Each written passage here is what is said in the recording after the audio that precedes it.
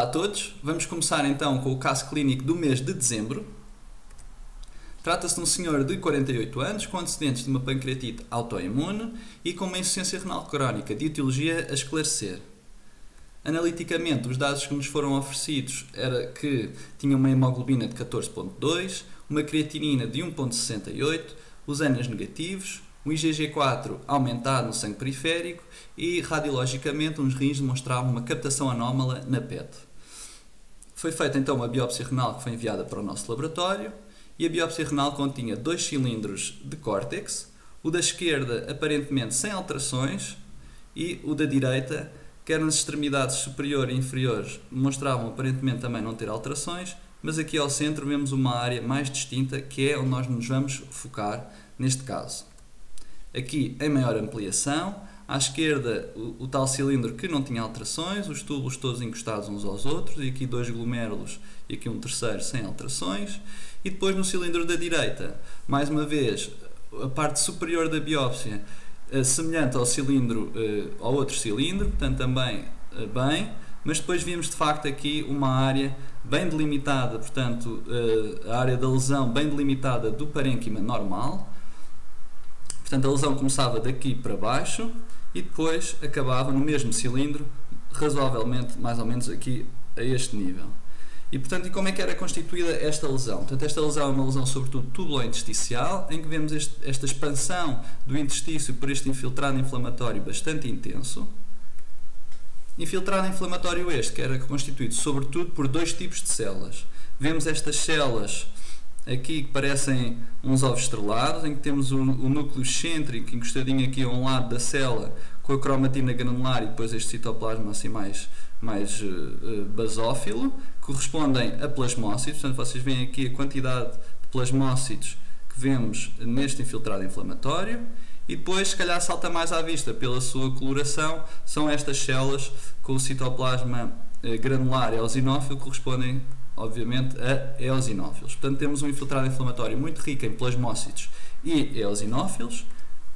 Infiltrado inflamatório este que agride diretamente os túbulos, vemos aqui eles a permearem diretamente o epitélio tubular. Contudo, víamos áreas em que este infiltrado inflamatório era relativamente menos intenso e que víamos mais esta área de fibrose intersticial, fibrose esta que também tem um padrão mais característico, contudo relativamente subjetivo no que respeita às suas particularidades. Esta fibrose é descrita como uma fibrose históriforme. E o que é que isto quer dizer? Quer dizer que ela forma uns septos de fibrose que se dispõem numa configuração mais ou menos radiária, em que vemos aqui, portanto, a fibrose segue aqui, por exemplo, para a direita, aqui para cima, aqui para baixo, e portanto, e que de facto expande completamente este interstício. Aqui em maior ampliação, esta fibrose hialina que é bastante intensa, que forma aqui mais ou menos uns septos que se dispõem de uma forma radiária em diferentes direções. Fibrose esta que fica bem explícita aqui na coloração do tricrómio. Novamente o cilindro em questão aqui à direita e esta extensa área de fibrose e infiltrado inflamatório. Novamente aqui, portanto, praticamente esta lesão é de facto muito fibrosante. Ao contrário do cilindro da esquerda, em que vemos, portanto, as áreas polpadas do parênquima está praticamente normal, em que quase que não vemos fibrose, porque os túbulos estão de facto bastante encostados uns aos outros, como deve ser na sua forma normal. Na coloração da prata, conseguimos ver de facto que não tínhamos tanto essa percepção nas outras colorações, é que este infiltrado inflamatório é muito agressivo e é destrutivo em relação aos túbulos, em que conseguimos ainda perceber-nos de alguns túbulos aqui pelas membranas basais tubulares que a prata vai marcar, e o infiltrado inflamatório a agredir diretamente os túbulos, só que aqui de facto conseguimos perceber é que os túbulos já foram completamente destruídos por este infiltrado inflamatório que se sobrepôs ao epitélio tubular. Em relação às técnicas adicionais, fizemos imunofluorescência que foi negativa para todos os marcadores, nomeadamente as imunoglobulinas, complementos e cadeias leves. Foi feita uma imunohistoquímica para o IgG4, que de facto demonstrou que mais mais de 10 células por campo de grande ampliação. Temos aqui a imagem do IgG4 que fizemos e, de facto, em campo de grande ampliação contamos seguramente mais de 10 células, isto é praticamente incontáveis as células que marcam com a IgG4 e são quase todos estes plasmócitos que nós víamos nas imagens anteriores, marcam de facto com IgG4.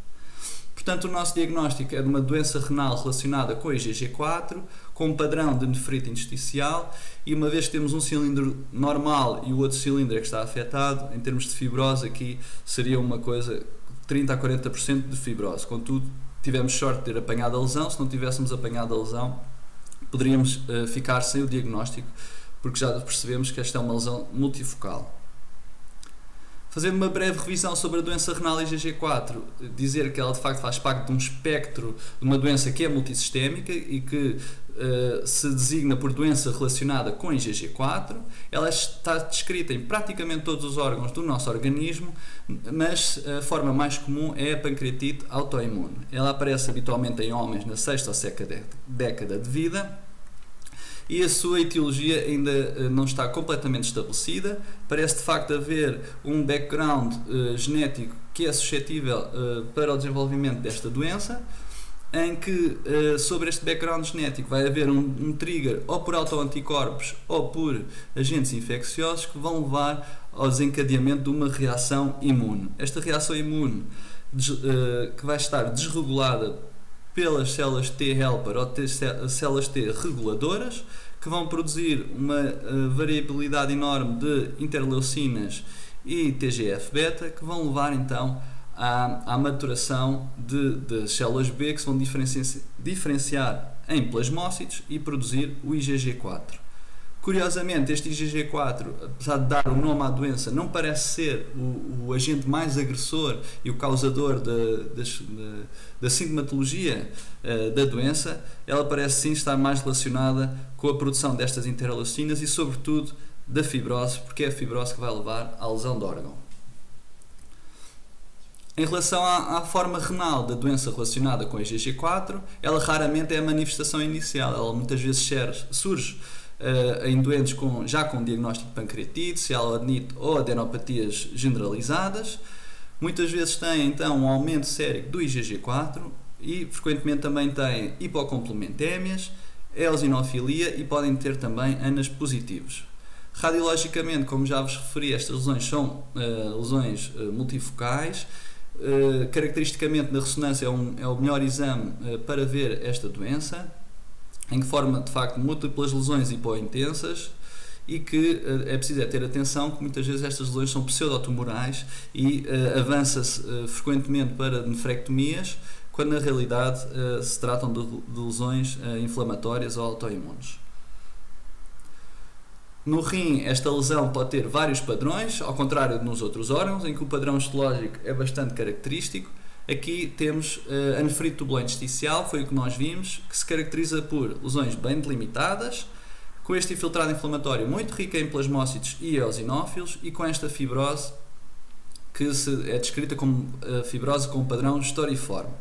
A flebite obliterativa, que também faz parte do espectro das lesões histológicas da doença IgG4, no rim vemos menos, mas é porque raramente se interessam veias na biópsia renal. Na fluorescência, podemos muitas vezes encontrar depósitos de IgG e C3 nas membranas basais dos túbulos, e estes depósitos são depois confirmados por microscopia eletrónica. Nós, no nosso caso, não vimos depósitos. Eu penso que os fragmentos foram enviados para a imunofluorescência, provavelmente não interessaram a lesão, porque já vimos que ela de facto é multifocal. Outros padrões que podem aparecer na IgG4 envolvendo o rim é uma glomerulopatia membranosa, neste caso PLA2R negativo. Podemos também ter nefropatias IgAs ou púrpura adenoxonline e membranoproliferativas. Os critérios de diagnóstico também não estão completamente estabelecidos. As duas maiores séries publicadas, quer da Clínica Mayo, quer da Sociedade Japonesa de Nefrologia, fizeram esta proposta.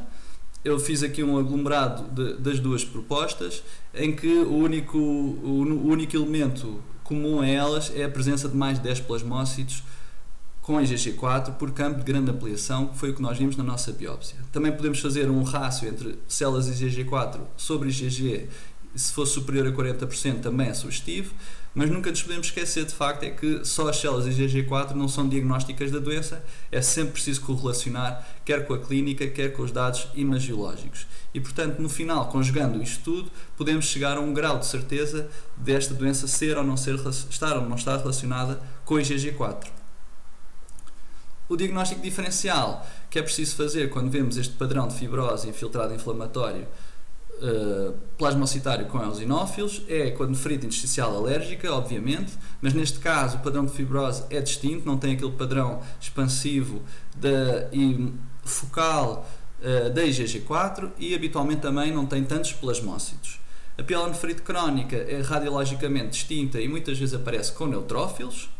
A doença de Wegener dá muitas vezes granulomas intersticiais, pode dar uma glomerulonefrite crescêntica e não nos podemos esquecer que frequentemente está associada aos ANCAs positivos, ao contrário da doença relacionada com a IgG4. Outras doenças autoimunes também podem dar um padrão de nefrite intersticial, só que a clínica é distinta da doença IgG4. Em relação ao tratamento, não há séries publicadas com dados randomizados. Sabemos que muitos doentes podem entrar em remissão espontânea, contudo, o mais frequente ainda é começar corticoides. Estes corticoides devem ser dados ao longo de 4 a 6 meses, com uma dose que pode chegar aos 40 mg dia e ir baixando até ao final dos 6 meses. Contudo, se o doente mantiver a sintomatologia ou se o IgG4 se mantiver aumentado, os autores propõem manter os corticoides e associar ou não outro imunossupressor. Começa a haver também autores que começam a dar como segunda linha rituximab, contudo esta opção é menos consensual. Em relação ao prognóstico, eles muitas vezes respondem inicialmente àquela terapêutica com corticoides, contudo, uma série publicada com 40 doentes demonstrou que mais de metade progride para doença renal crónica. Portanto, apesar de responderem inicialmente, o desfecho pode ser desfavorável. Obrigado por assistirem a este caso, espero que tenha sido interessante e vos tenha sido útil.